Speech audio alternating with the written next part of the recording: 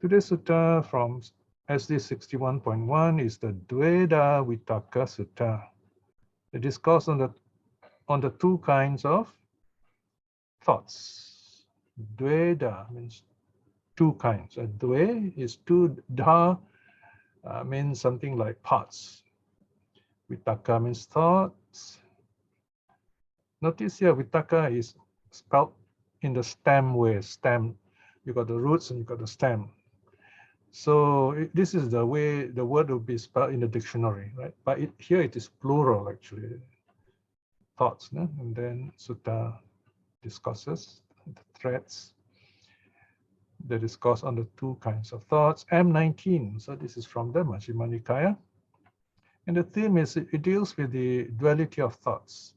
Now this sutta is special because the Buddha is telling us about how he practiced even before his awakening. So even before his awakening, he's aware there are these two kinds of thoughts, the wholesome thoughts, unwholesome thoughts, the bad thoughts, and the good thoughts, and how he dealt with them. So he's telling us as a Buddha, right? He's enlightened and he's telling us as the Buddha, and he's looking back to the time when he was a Bodhisattva, when he was still practicing, and he already knows what to do. So you can imagine that means he's relating directly with us who are not yet awakened. So he's saying that we too can do this practice. So this is more or less the background. And it's amazing how he's able to lay all this very simple idea out in a very complete and informative way for our benefit. Okay, let's go down to the translation now. Dvedhā Vitakka Sutta, the discourse on the two kinds of thoughts. Right, very good, here we are. Thus have I heard, at one time the Blessed One was staying at Anathapindika's monastery park in Jeta's Grove outside Savatthi. There he addressed the monks thus, Bhikshus, Bhante, they replied to the Blessed One. The Blessed One said this, Bhikshus, before my awakening, while I was still only an unawakened Bodhisattva, it occurred to me. All right, so let's look at this sentence first. So he says here, when I was still an unawakened Bodhisattva. Now, this is very important to note this in this sutta, because when we see the word Bodhisattva, we should remember this line, unawakened Bodhisattva. So the term Bodhisattva, this is English, Bodhisattva from the Sanskrit. So it's anglicized Sanskrit. It means someone, or rather the Buddha, Gautama or Gautama in Sanskrit, before he became Buddha. So this is the historical Buddha. So you have the historical Bodhisattva and an historical Buddha. So that means real person, real life. And in later Mahayana, you find the Bodhisattva with a capital B, the meaning has changed. Right here is unawakened before he became Buddha. Now the question is, what's the duration that he's a Bodhisattva? Now, if you look at the suttas, we refer to him as the Bodhisattva from the time of his birth to just before his awakening, right? That's one way, okay? But for convenience, we also refer to, we say the Bodhisattva in his past life also, if we were talking about him in his past life, right? So we have that kind of idea in our mind. But technically speaking, it means someone, a being bound for awakening. He's not yet enlightened. This is the way the sutta used this term, all right? So he's telling us before he became Buddha, he was practicing. Oh yeah, another way is Bodhisattva also can even more, what should I say, narrow, is from the time he decides to renounce the world, if you like. up to the time he awakens. That's another way of looking at it, a bit more narrow. Right? But basically, it's the time before he awakens as the Buddha. So this thought arose to him. Suppose that I dwell working with my thoughts in two ways. Right? So we're not told when exactly he said this, but the hint is that he often taught this way. Remember, even the young Siddhartha, even as a child, he was what I call spiritually precocious. Now we have precocious children, those who are good in music even since young, some who are good in numbers even since young, some who are good in painting and art even since young. But here, the Bodhisattva was spiritual. He always had this compassion and wisdom in him, even as a Bodhisattva. Simple wisdom, simple compassion.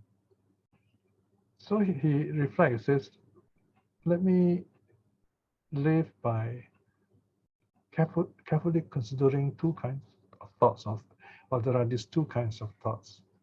Then I set on one side thoughts of sensual desire, thoughts of ill will, thoughts of cruelty. So these are the three kinds of thoughts: sensual desire, ill will, cruelty. Sensual desire means I want this, I want that, right?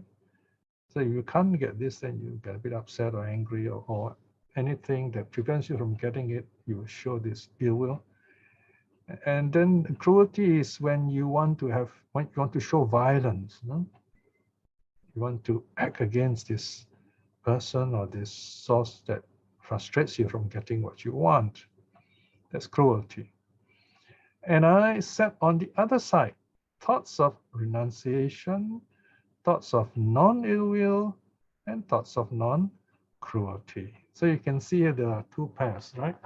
And they come in three sets of triads, sets of threes. So obviously, sensual desire is the unwholesome quality, and then the opposite wholesome quality is renunciation. Here, renunciation doesn't mean becoming a monk. It simply means letting go, right? So nekkhamma, renunciation, has got two senses. One is the broad, abstract sense of the mental state, and the other is the kind of external action of renouncing the world. But the mental state is more important, renunciation, right? Then ill will, the opposite is non-ill will. So this is what's called apophatic language, negative language. It makes it easier to talk about, easier to remember. We say non-ill will. What is not the negative thing, you want to let go of that. Of course, in a positive sense, this will refer to loving kindness. Loving kindness, wishing people well and happy when things appear normal, right? And then cruelty is, when people go to war, people quarrel and so on. There's lots of cruelty going on. The opposite is non-cruelty, and of course, in positive language, this would be compassion. The loving kindness, active loving kindness, we show when people need help, when people are in difficulty, people are suffering, we stretch out our energy to help them. So these are the three thoughts on each side, three unwholesome thoughts, three wholesome thoughts.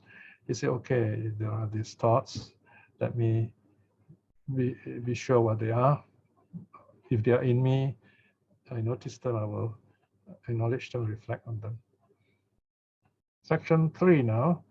As I dwell thus, diligent, ardent, and resolute, right? Diligent, ardent, resolute, it shows that he is mindful, is very calm and focused. As I dwell thus, diligent, ardent, and resolute. Diligent means putting in effort. Ardent means really serious about it. And resolute, you only focus on that particular action. A thought of sensual desire arose in me. Now notice, even in good guys, sensual desire arises. So he says, I understand thus. This thought of sensual desire has arisen in me. So he acknowledges it. That's how you overcome it, by acknowledging it. You don't deny it, in other words. Okay? Now let's take further. 3.2. This leads to my own affliction, to others' affliction, and to the affliction of both. Right? So he reflects in this way, in the three ways. So this is the basis of moral conduct, actually. We should avoid sensual desire because it brings suffering to us. My own affliction, suffering, that means it brings suffering to us. To others' affliction, it brings suffering to others too. And to the affliction of both. Now here, this is Pali idiom. My understanding is this affliction to both, it means to people in general, society in general, the environment included. Okay. Now you can apply this idea to the story of Siddhartha, if you like. So even as a young man, he has all these beautiful girls and women around him. He was a very rich and powerful young man from a ruling family. So whatever he says or commands, they will have to obey.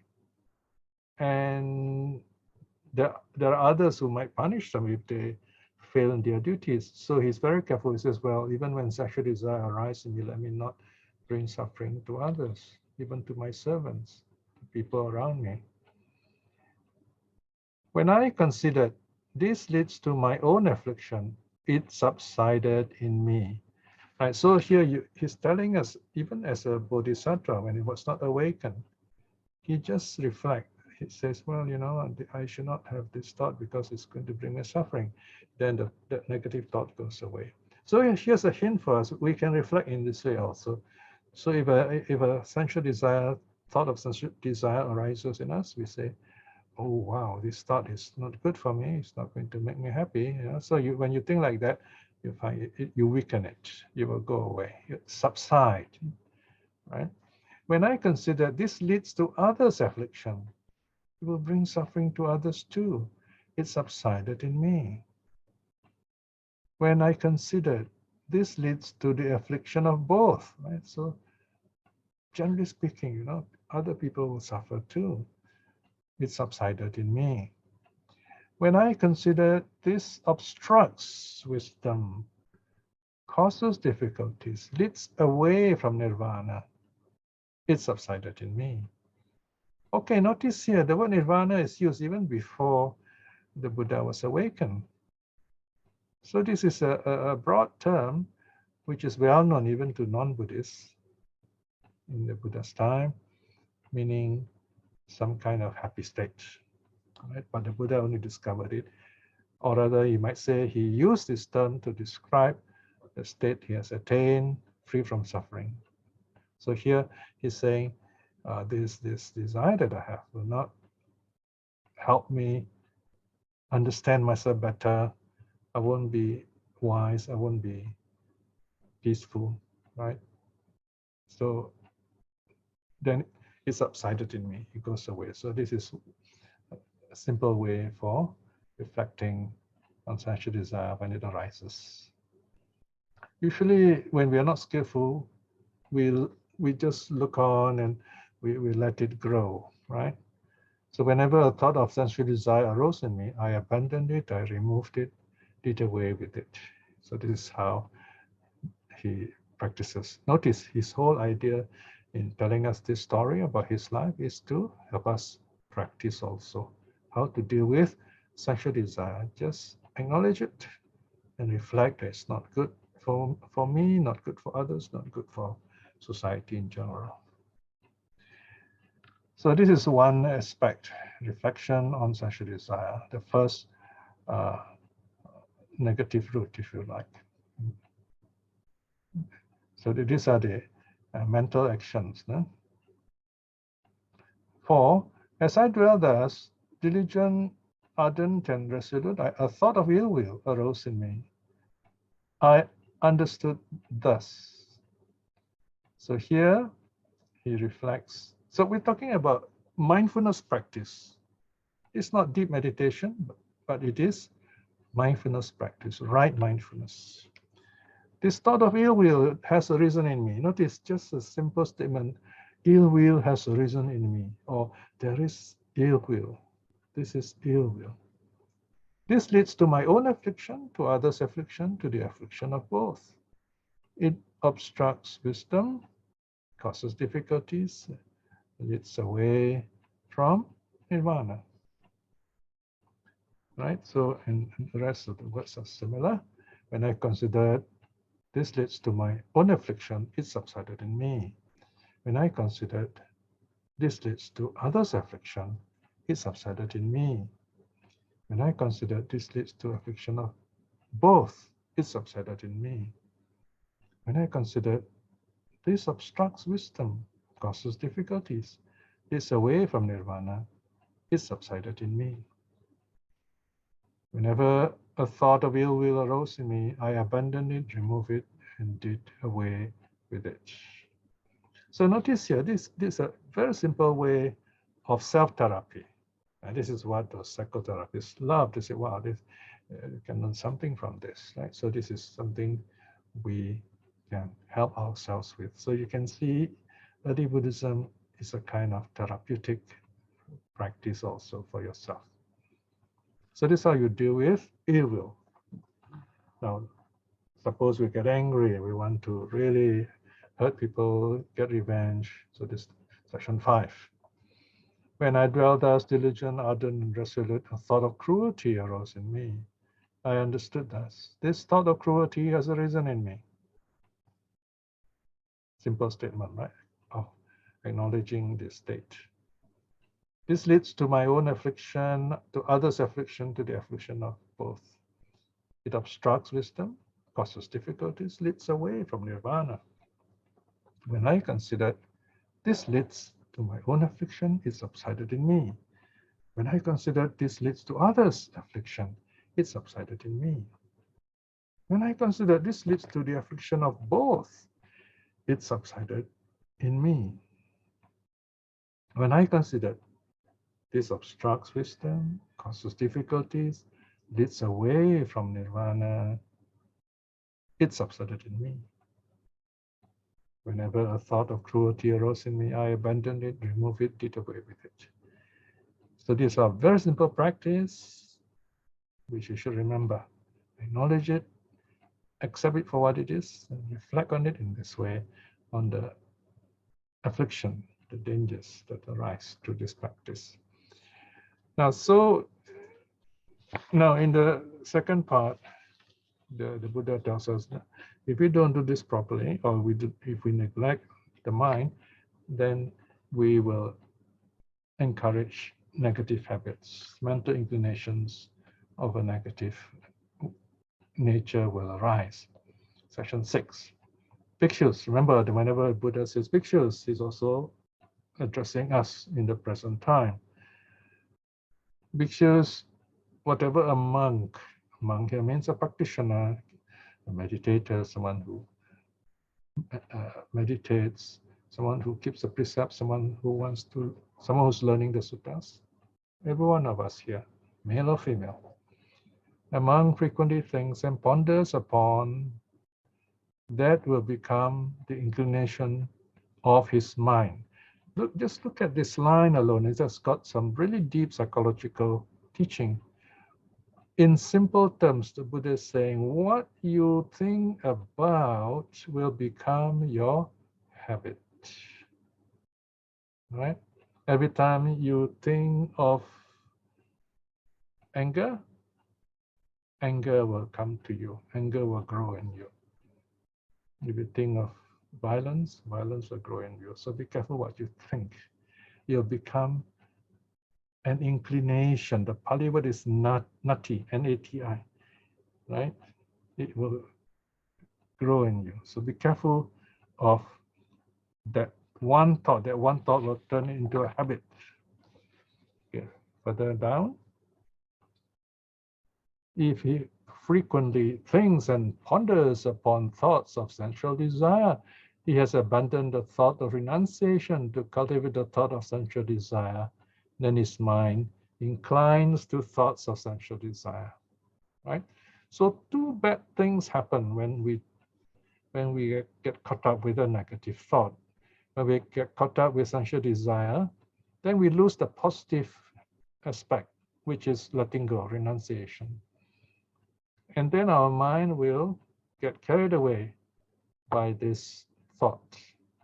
That's where it is called a yoke. Yoga, a yoke. We get fettered, we get caught with it. It's also called a flood, oga. You get washed away with this sensual desire. Same thing with ill will. If he frequently thinks and ponders upon thoughts of ill will, if he frequently he has abandoned the thought of non-ill will to cultivate the thought of ill will, then his mind inclines to thoughts of ill will, right? So this is the opposite, right? If you just think about ill will, then there's no metta, no loving kindness. And then this habit of thinking of ill will grow. Same thing with with cruelty. If he frequently thinks and ponders upon the thoughts of cruelty, he has abandoned the thought of non-cruelty to cultivate the thought of cruelty.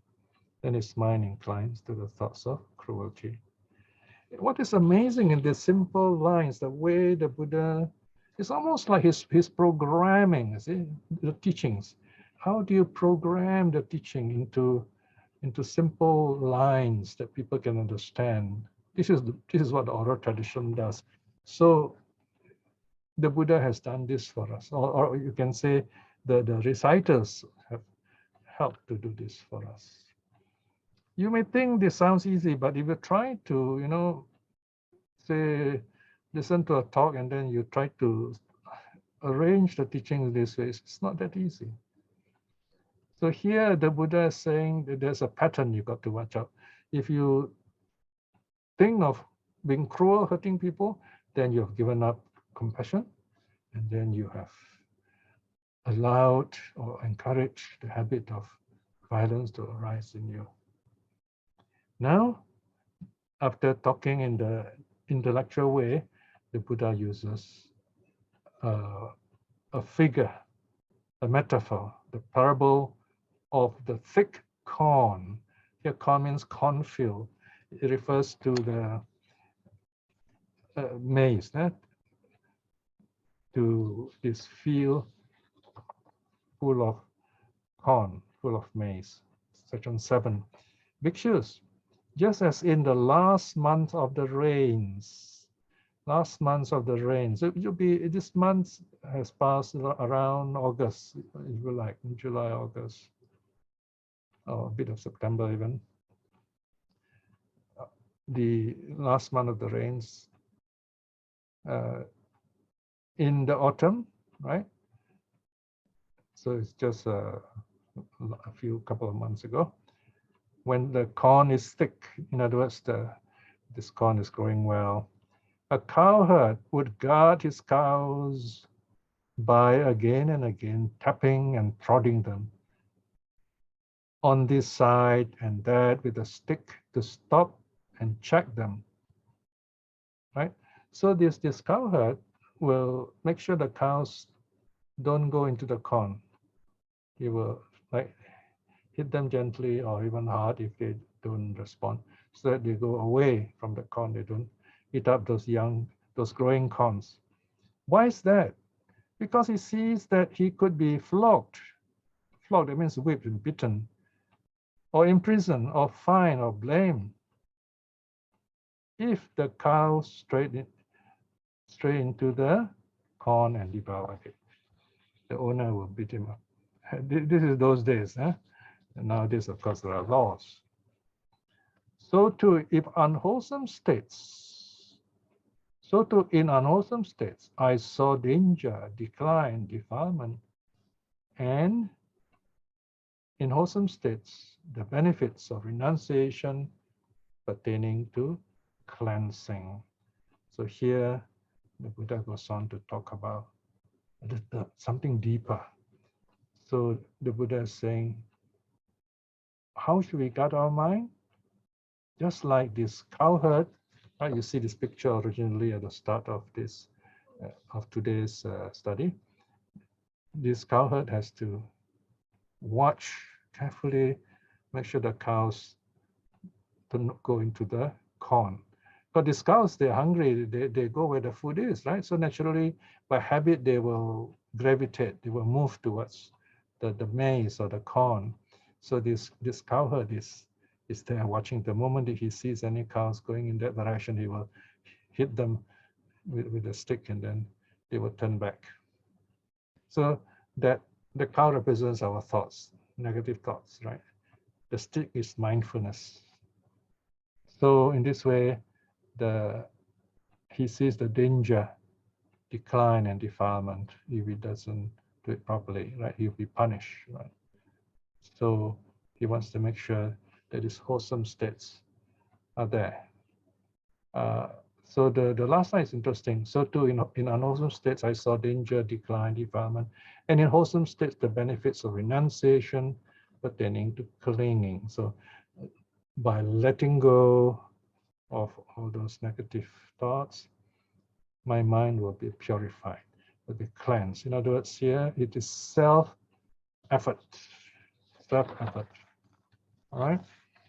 Okay, so I think it's just nice at this point we stop here before going to the next heading. So it's nearly 9 o'clock. We'll take a 5 minutes break right here. Okay, now we continue. We go on to the section on freeing the mind. Now, so from this heading, we can know the Buddha is coaching us how to meditate effectively, how to deal with distractions, no? How to stay focused, how to be mindful. Section 8. As I dwell thus, here dwell also means practice in this way. Bhikshus, diligent, ardent, and resolute. Here, diligent, ardent, and resolute, you can see it as body, speech, and mind, if you like. All the three doors are involved. No? The body, the mind, the body, speech, and mind all focused towards practice. A thought of renunciation arose in me. Thought of letting go. Okay, letting go of negative thoughts, negative feelings. I understood thus. This thought of renunciation has arisen in me. So acknowledge it, all right? You notice renunciation, you say, okay, I notice this, renunciation. Okay, let's look at this further down, 8.2. This does not lead to my affliction, nor to others' affliction, nor to the affliction of both. It aids wisdom, it helps wisdom, brings no trouble, leads to the arising of nirvana. So notice in this case, the opposite of the previous one. So the Buddha is going through a very simple process of reminding us. Now, here it's not surprising the Buddha mentioned nirvana. We say this is after the fact. Remember, who's talking now? He's talking as Buddha. He's referring to the past when he was going through this as a Bodhisattva. So it's natural that he was used the word nirvana because now he knows that's what is happening. 8.3. But bhikshus, even if I were to think and ponder upon this thought for a night, or even if I were to think and ponder upon this thought for a day, even if I were to think and ponder upon this thought for a night and a day, I see nothing to fear from it. So what's the meaning here? Nothing to fear from it. So this kind of thought is okay, right? You don't have to worry anything about it. You can keep on thinking about it if you like. But there's something interesting here. Now, this is why we attend Sutta studies. This is the part we sometimes miss. 8.4. But, right? Once you see the word but, there is something important which we should note. But the excessive thinking and pondering. But with excessive thinking and pondering, if there's too much thinking of this, I may tire my body, right? The body feels tired. The senses feel tired. When the body is tired, the mind becomes agitated. The mind becomes afflicted. The mind suffers. When the mind is agitated or suffers, it is far from concentration. Notice here, far from concentration. The Buddha is talking about focus, meditation. So what do we gather here? It's something positive. The Buddha is talking about watching the mind and saying, oh, okay, this is renunciation, this is letting go, right? But don't think too much about it. The thinking will tire the body. And when the body is tired, then the mind also gets tired. You won't be able to focus. So, in other words, know when to let go of those thoughts also. 8.5. So bhikshus internally, that means for myself in the mind, I stilled my mind, quieted it, settled it, made it one-pointed, concentrated it. Why is that? So that my mind should not be agitated. So here the Buddha is giving a very simple and important hint on meditation. There are times when we just let go of our thoughts. Same thing when you do your loving kindness, may I be well and happy, may I be well and happy, and you feel very happy that you don't have to say it anymore. Because if you go on saying it, then your body will get tired, then you will lose concentration. So once you feel the joy arising, silence, welcome it, because that's what you want. You want this feeling of loving kindness. So once it arises, the mind arises, the mind of joy arises, then you shut down the speech so that you don't get distracted. You don't need the speech. Shut down the sense doors, close the sense doors one by one. So you're left with the mind. The mind becomes peaceful, then the mind will not be agitated. Right? There you are. So bhikshus internally, that means by your internal practice, meditation practice, I still my mind, quieted it, settled it, made it one-pointed, concentrated it. Why is that? So that my mind should not be agitated, simply by letting go of the thought. So remember this point, right? You must know when to just stop saying those words when you meditate. Just let it be. 9. As I dwelt thus, bhikshus, diligent, ardent, and resolute, a thought of non-ill will arose in me. I understood thus, this thought of non-ill will has arisen in me. So here, same. It's the opposite of ill will. This loving kindness, this wonderful feeling has arisen in me. This does not lead to my affliction, nor to others' affliction, nor to the affliction of both. So it's good for me, for others, and for society. It aids wisdom. It also helps me to attain vipassana, if you like, to attain wisdom. Brings no trouble, leads to the arising of nirvana in the long run. So this helps in my progress.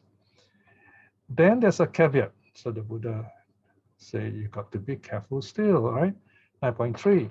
But bhikshus, even if I were to think and ponder upon this thought for a night, even if I were to think and ponder upon this thought for a day, even if I were to think and ponder upon this thought for a night and a day, so if I were to make this too long, I see nothing to fear, even if it is too long. No?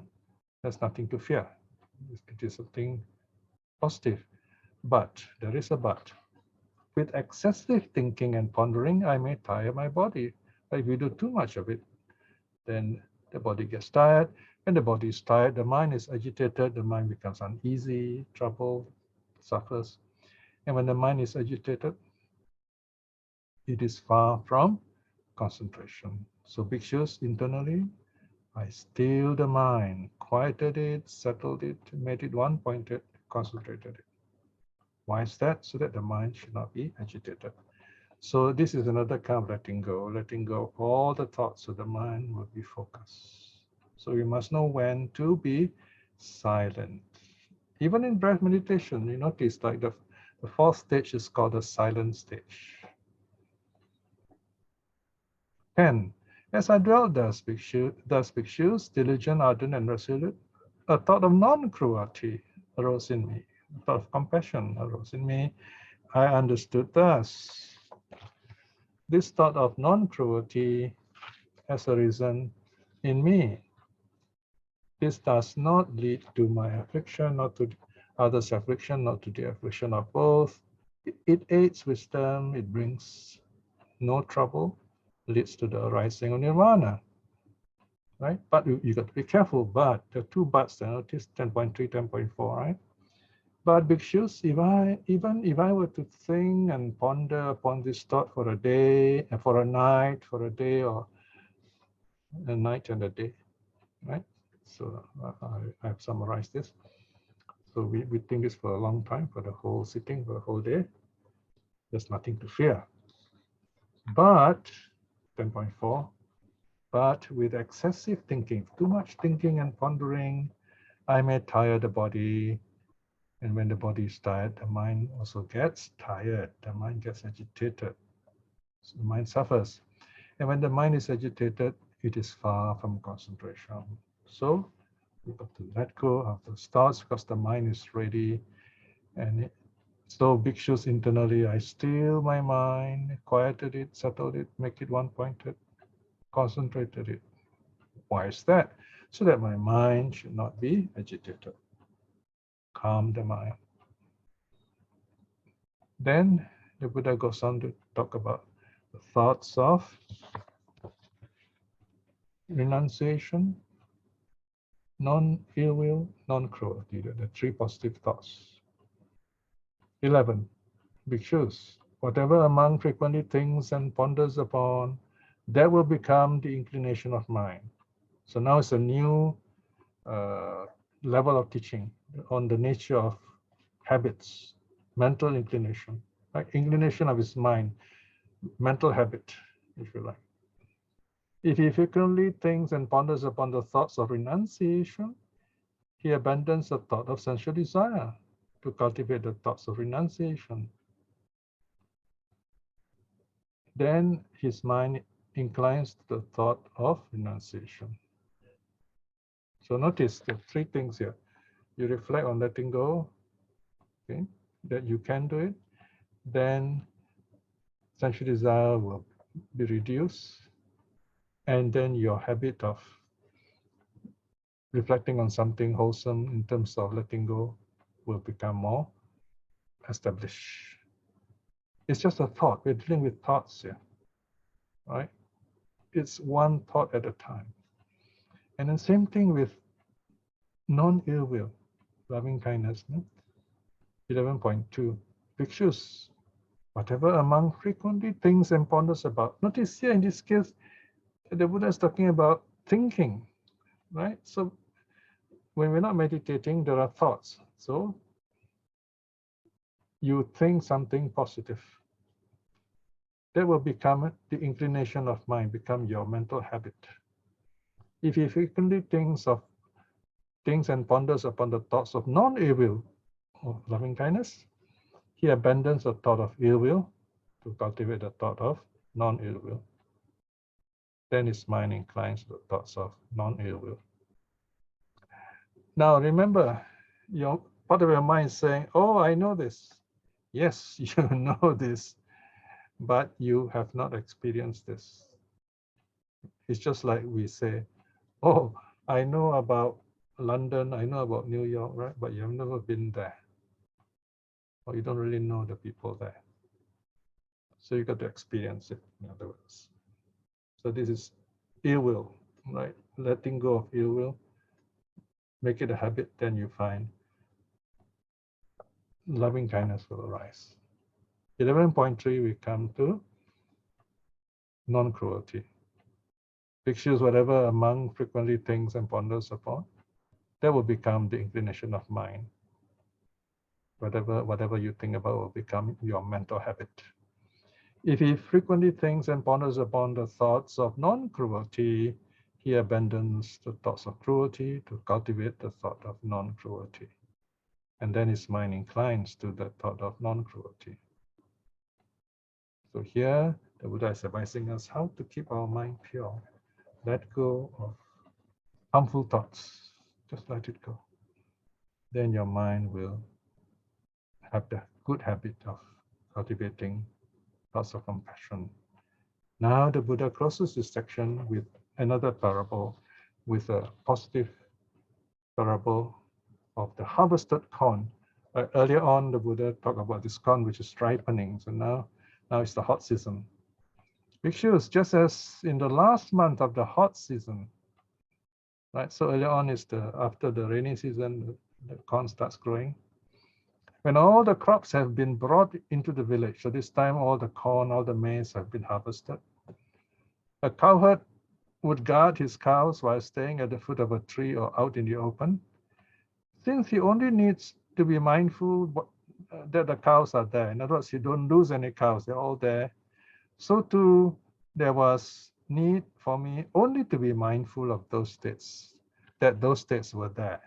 So that you don't lose those states, you just watch them. You don't have to push away negative thoughts. Just don't lose that focus, that peace. And how do we do it? Remember, you were told to smile. Just smile at it, so acknowledge it. When you smile at those happy states, those positive states, it's like you're counting the cows. Say, okay, the cows are all there, right? So this is section 12. Now 13. Tireless effort was aroused in me, right? You have put in effort. Bhikshus, undistracted mindfulness was established. My body was tranquil, peaceful, and untroubled. My mind concentrated and unified. So the mind become focused. Here, of course, the Buddha means referring to the meditator has attained jhana, and then attains awakening. He's talking about himself, remember? So he has attained this wonderful focus, and then he directs his mind to the 4 jhanas. Right? So here we have the jhana pericope again, the stock passage. The Buddha describes the full awakening pericope, beginning with the 4 jhanas, 4 dhyanas. Dhyanas is English for jhanas. 14. Bhikshus, quite secluded from sensual pleasures, secluded from unwholesome states. I entered and dwelt in the first dhyana. So here the Buddha is carrying on from where he left earlier. So he's talking about those, instead of the 5 aggregates, he talks about the 3 kinds of negative thoughts. So all those are overcome. And because the mind is free from sensual pleasures, all unwholesome states are gone, then he is able to attain the first dhyana, very peaceful state, where the mind has risen, become freed from the body. The mind is not troubled by the senses anymore, accompanied by initial application and sustained application. Still a bit of thinking. Remember that the Buddha was saying, okay, I noticed there is this negative state, I'm letting it go. A bit of the thought is there, but there is a lot of zest and joy born of solitude. This solitude means the mind is solitary, meaning free from the five distractions, the 5 hindrances. Here the 5 hindrances are not mentioned, they're mentioned by way of the 3 unwholesome mental states, the wrong thoughts, if you like. And then in the second dhyana, initial application, sustained application is let go of. So here again, there's letting go of these first 2 dhyana factors. I entered upon and dwelt in the second dhyana, free from initial application and sustained application, is zest and joy born of stillness. Notice the last line is different. Right? In the case of the first dhyana, the zest and joy is born of solitude because the mind is free from the hindrances. But here, the zest and joy arise because the mind is in samadhi, a little deeper. Samadhi has arisen, second dhyana. 16. And with the fading away of zest, notice first one, zest. Zest is the very excitable, very exuberant joy, the active joy, right? So this active joy calms down. And then there is only this sukha, this very calm joy, felt with the body. In other words, the body become very comfortable because of this joy. I attain and dwell in the third dhyana, of which the noble ones declare happily he dwells in equanimity and mindfulness. So the mind is very calm, peaceful. And then finally, 17, and with the abandoning of joy and pain, and with the earlier disappearance of pleasure and displeasure. So the mind is very peaceful, so the body doesn't feel any pain either, neither pleasure nor pain, with this very sense of deep calm, and he attains the fourth dhyana. There was neither painful nor pleasant, and with mindfulness fully purified by equanimity, the mind is steady and calm, highly energized. Here, the Buddha has cut short a lot of things. He shows how from the dhyana, he goes into deep meditation, and he comes out of it, and then he directs his mind to the three knowledges to become awakened, to become Buddha. So let's look at it. What are the three knowledges that define an arahat makes the Buddha becomes awakened? 18. Notice as a brackets 1 there. That means the first knowledge.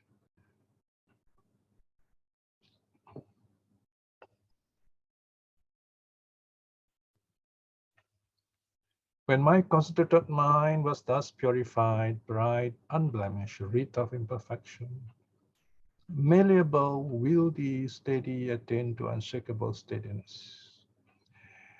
That means in this case, the mind is he has just emerged from this dhyana, and his mind is ready. He can easily direct his mind to see true reality. And in this case, he directs it to the knowledge of the recollection of past lives. He uses the mind and see, okay, what was I previously?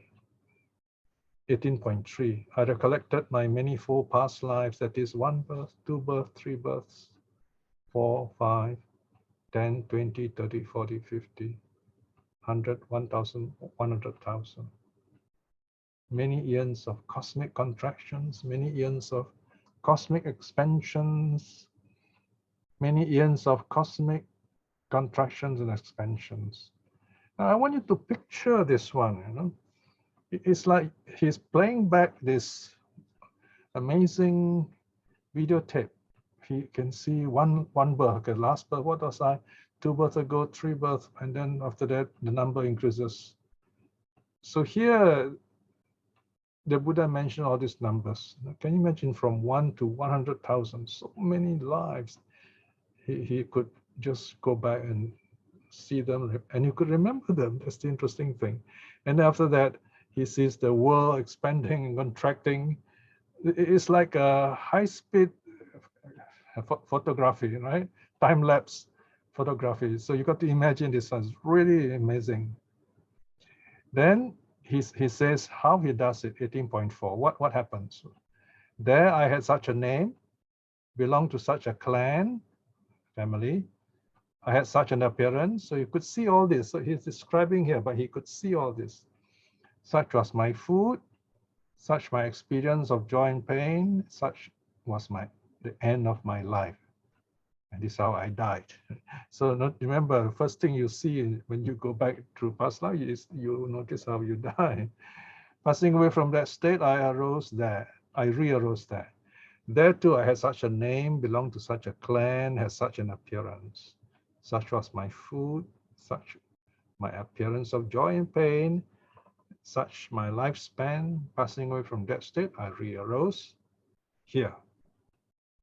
Thus, these pictures was the first true knowledge won by me in the first watch of the night.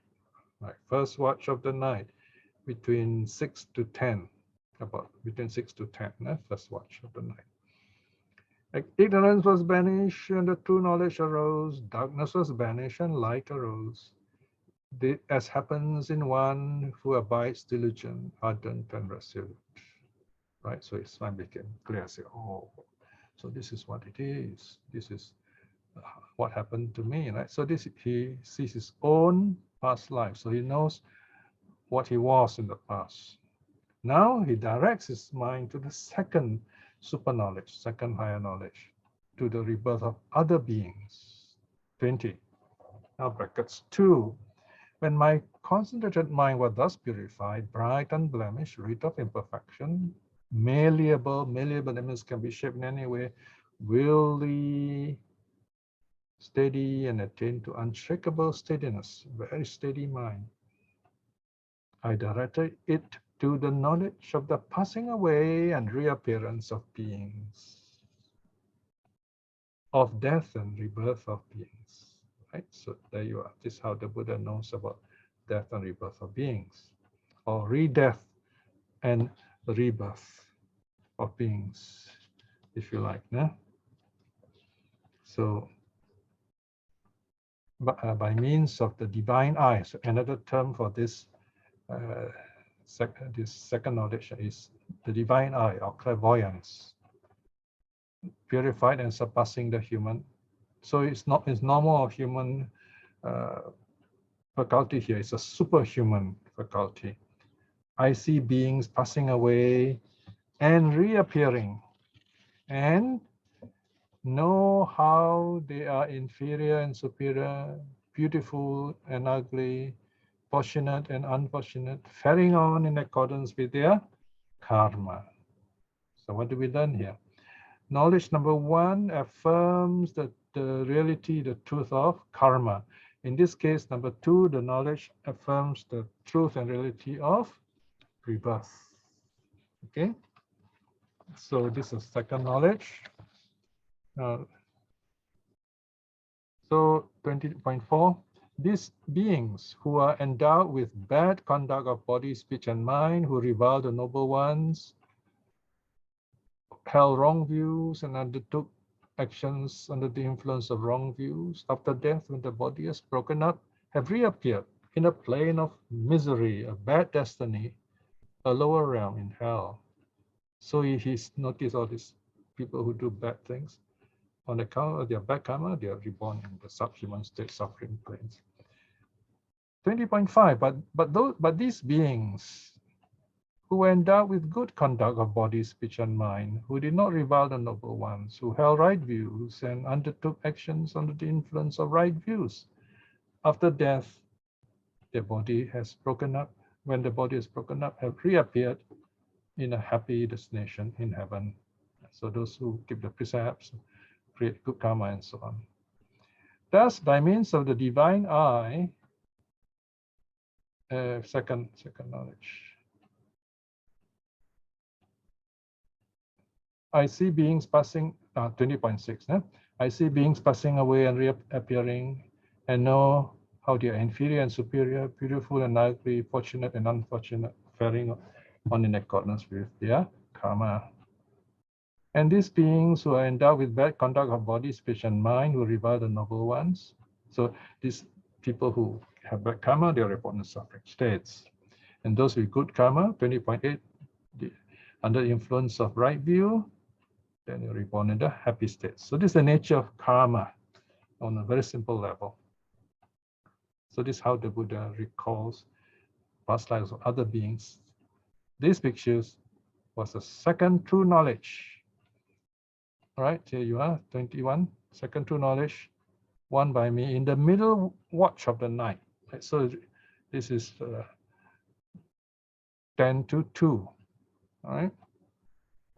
Ignorance was banished and true knowledge arose. Darkness was banished and light arose, as happens in one who abides diligent, ardent, and resolute. So this is second knowledge arose. And then 22, bhikshus, when my concentrated mind was thus purified, bright, unblemished, rid of imperfection, malleable, wieldy, steady, attained to unshakable steadiness, I directed it to the knowledge and destruction of the influxes. Okay, this is the most important one. He clears away, removes, uproots the influxes. Here you can see note 46, right? In the older text, there are three influxes, those of sense desire, already mentioned, and then the desire for eternal existence and views. The last one is ignorance, by the way. Okay. Now then views was added in later on, even in the suttas. So you have, in the end, four. Okay, four influxes. They are all overcome. They're all uprooted. Here they're called influxes because they flow through the senses by way of sense data, and it makes us have all kinds of desires, and we want to exist forever, and we have all kinds of views, and our ignorance remains there, causing us to suffer on and on and on. So he understood all this,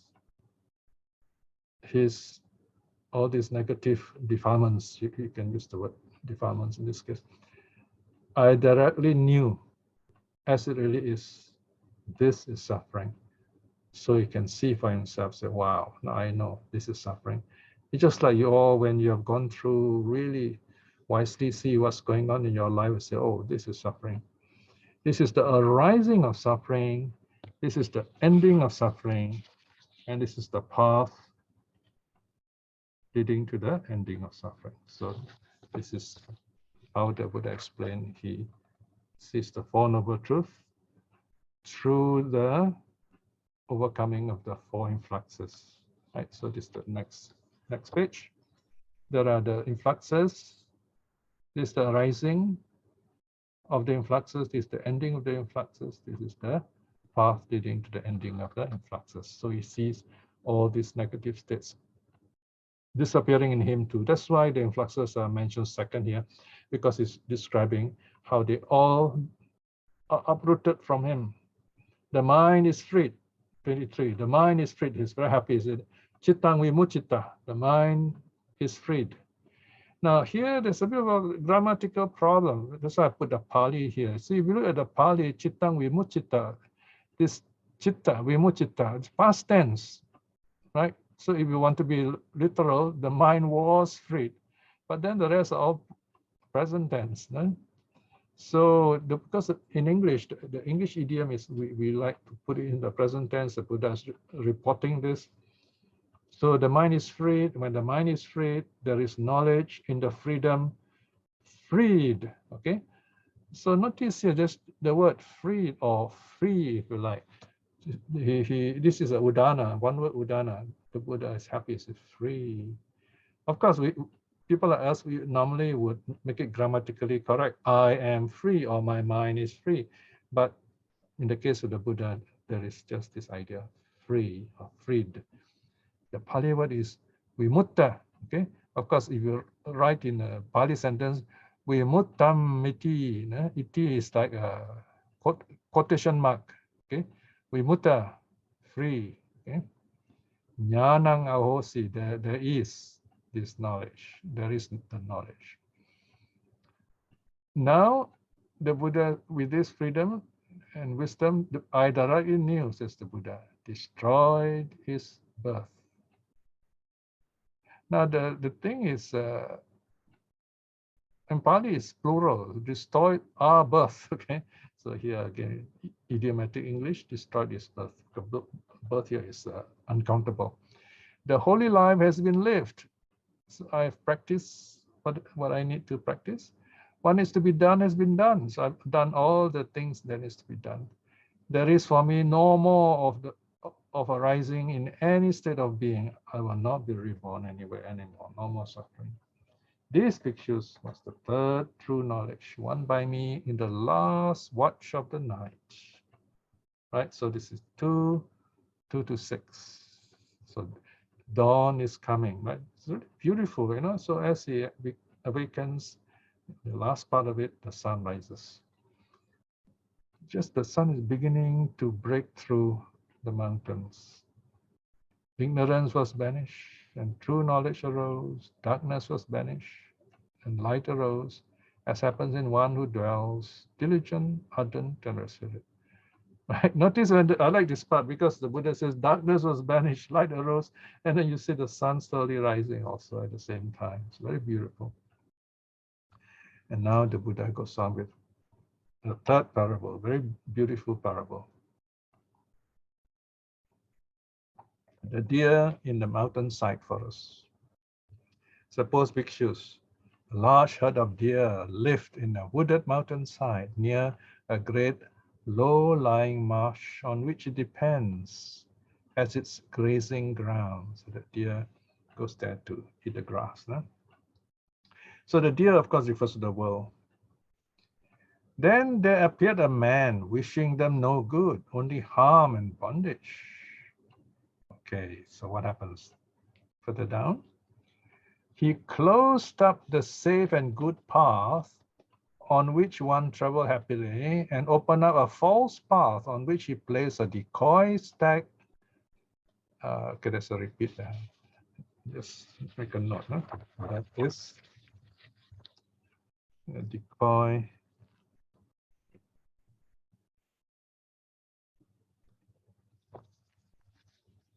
A decoy, set up a decoy doe, right?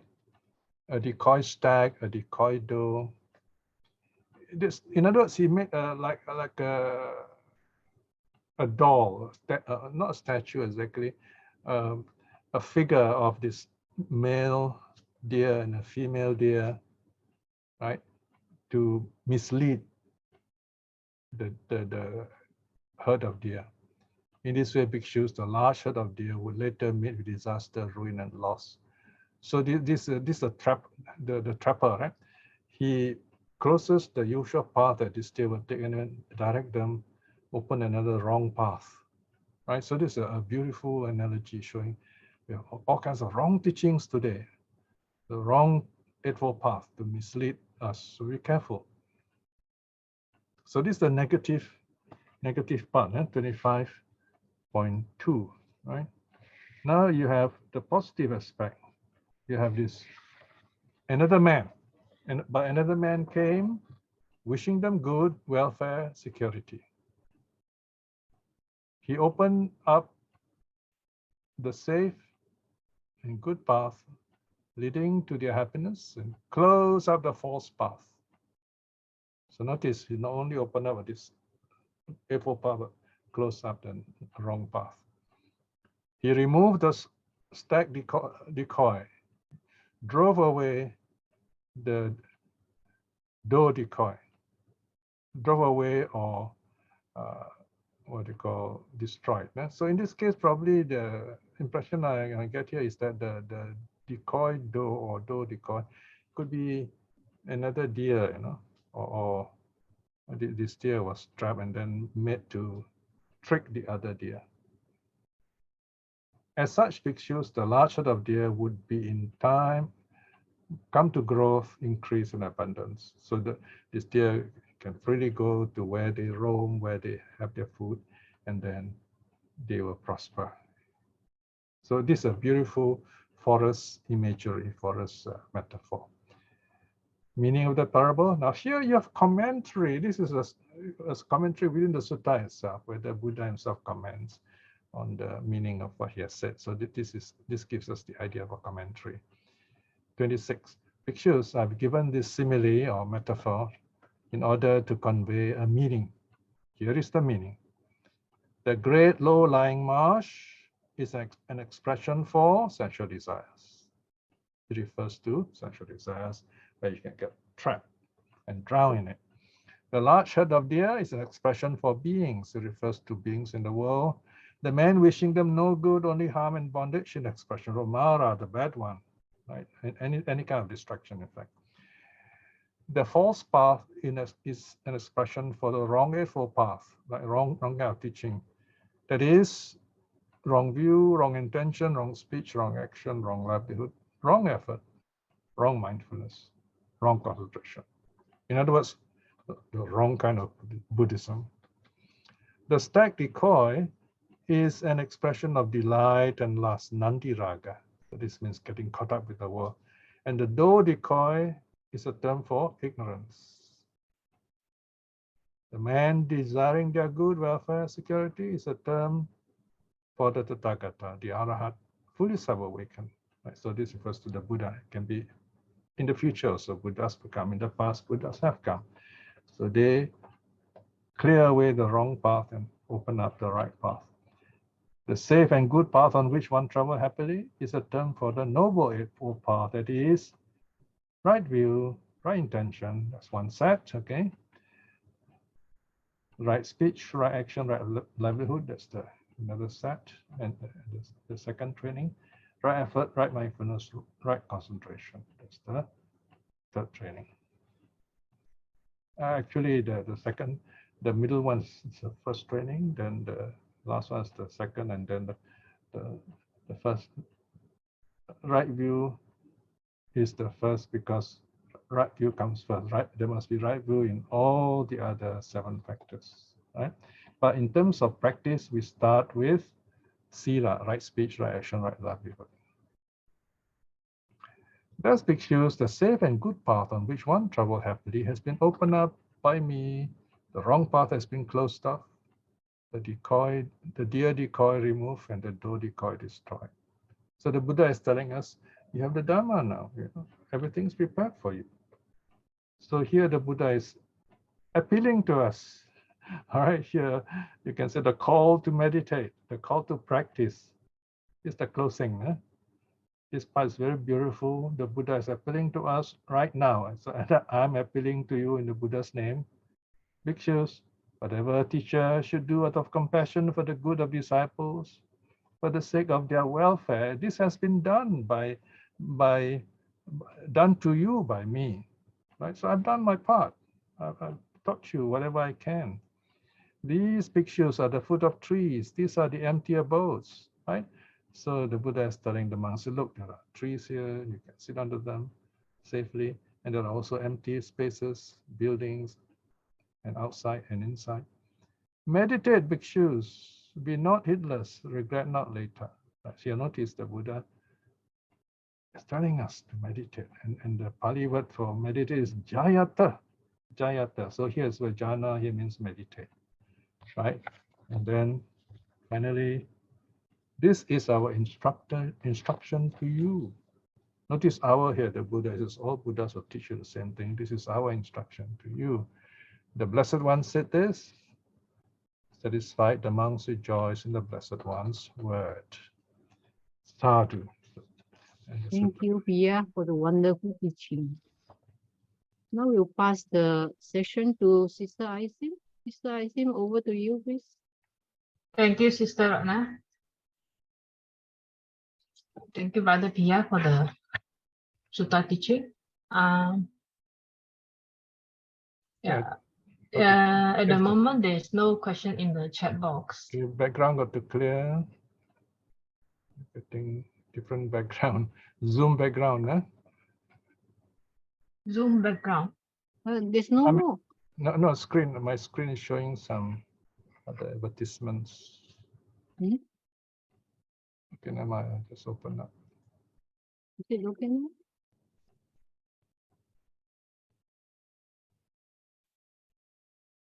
Okay, I've closed it.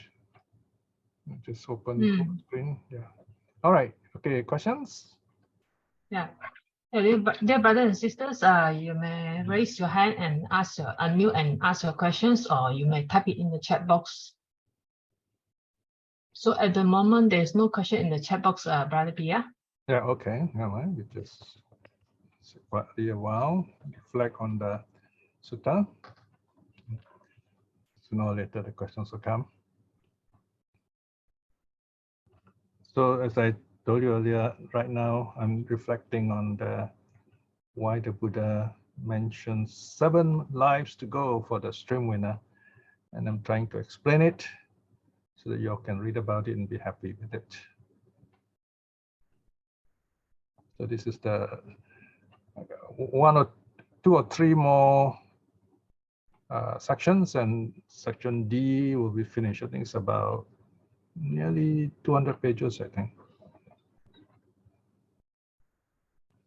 And we'll be mentioning this in in the Facebook as well as Telegram. No?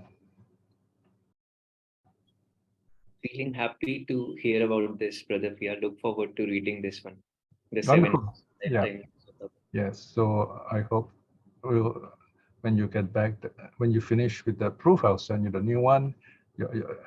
Every time you finish one proof, you are approaching nearer and nearer this last part. All right. Sure, Yeah. brother. Okay. Yes, we have a few proofreaders here in this sutta study also. Any questions arising? You can ask Not yet, Brother Piya. other questions also.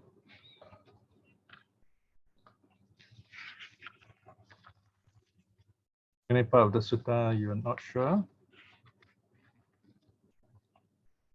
Pali words or anything?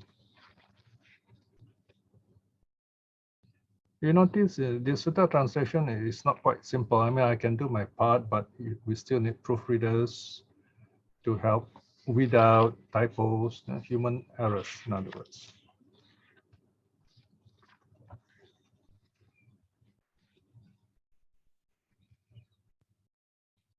Meantime, right now you can get a photo snap of the present. I request that everybody turn on your videos so Yes, that we can ready. have better interaction. Mhm. Can I share something since there's nobody asking question? I'm referring to section 8.4. It says that You want to take photo first or first? they are turning on the video, so it's Okay, so okay. just wait a while, So we will just take it as Yeah. it go along. No need to say anything. It will all be recorded and you can see your face. Okay? Just spend a few minutes so they're ready. Okay, sure. Mm. Brother JH, a bit dark, your image. Yeah, just Possible to turn on your lights, light. your light. Woody got camera today?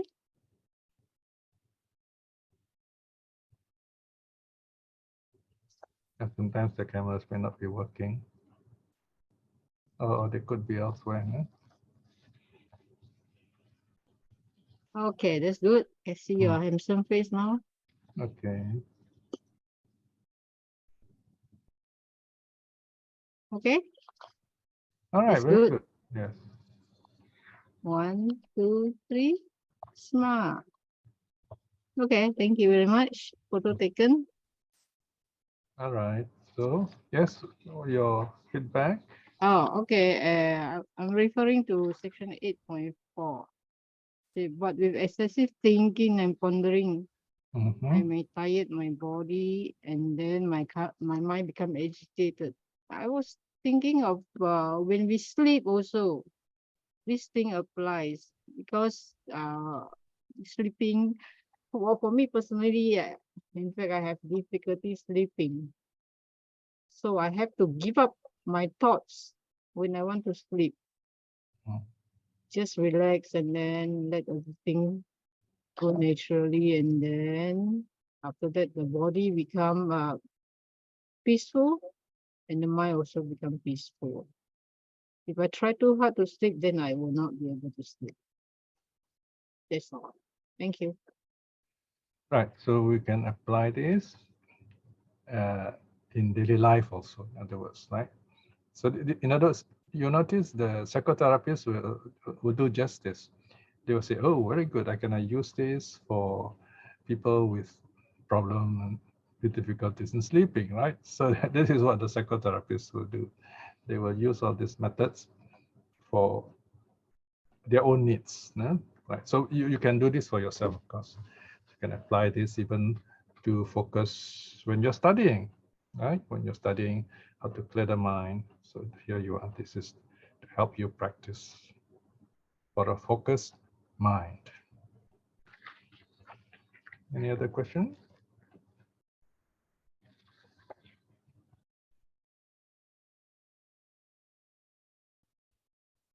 So far, we have never ended early, so I'm just letting time pass a bit until see if we have any questions.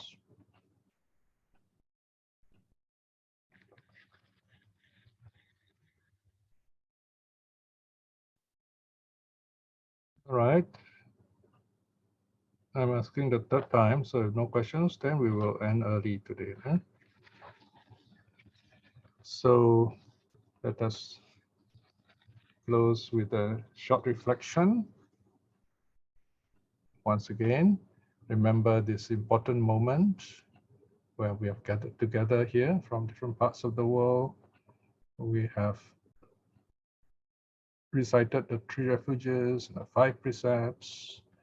We have also practiced loving kindness meditation and then listen to a sutta on the Buddha's own practice. All these are very wonderful good deeds. Remember, acknowledge this, remember this.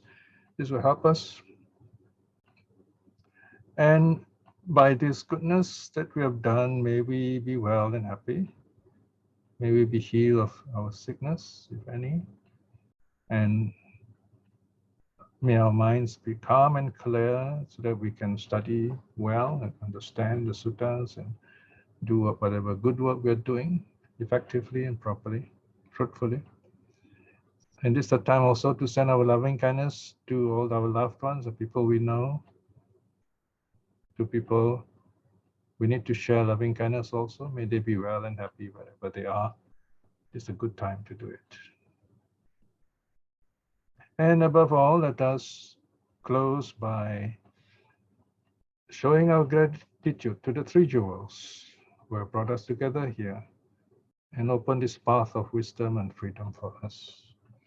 Arahang Samma Sambuddho Bhagava Buddhang Bhagavantang Abhivademi. Bow down. Swakato Bhagavata Dhammo Dhammang Namasami. Bow down. Supatipanno Bhagavato Savaka Sangho Sanghang Namami. Bow down. Sadhu, sadhu, sadhu.